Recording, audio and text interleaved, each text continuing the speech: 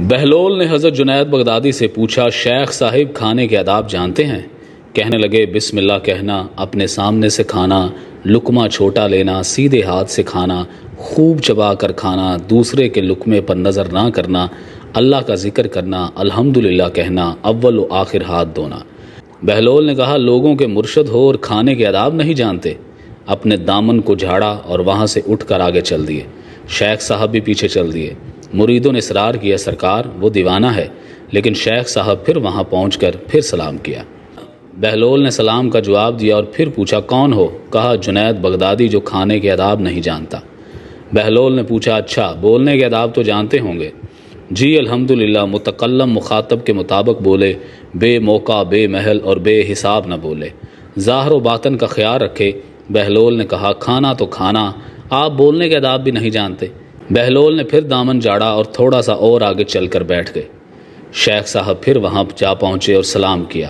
بہلول نے سلام کا جواب دیا، پھر وہی سوال کیا، کون ہو؟ شیخ صاحب نے جواب دیا، جنید بغدادی جو کھانے اور بولنے کے آداب نہیں جانتا۔ بہلول نے کہا، اچھا سونے کے آداب ہی بتا دو۔ کہا، نماز عشاء کے بعد ذکر و تسبیح، سورہ اور وہ سارے آداب بتا دیے جو روایات میں ذکر ہوئے ہیں۔ بہلول نے کہا، آپ یہ بھی نہیں جانتے؟ اٹھ کر آگے چلنا ہی چاہتے تھے کہ شیخ صاحب نے دامن پکڑ لیا اور کہا، جب میں نہیں جانتا تو بتانا آپ پر واجب ہے۔ بہلول نے کہا، جو آداب آپ بتا رہے ہیں وہ اصل نہیں ہیں، اصل کچھ اور ہے۔ اصل یہ ہے کہ جو کھا رہے ہیں وہ حلال ہے یا حرام۔ لقمہ حرام کو جتنا بھی اداب سے کھاؤ گے وہ دل میں تاریکی ہی لائے گا، نور و ہدایت نہیں لائے گا۔ شیخ صاحب نے کہا، جزاک اللہ۔ بہلول نے کہا، کلام میں اصل یہ ہے کہ جو بولو اللہ کی رضا اور خوشنودی کے لیے بولو۔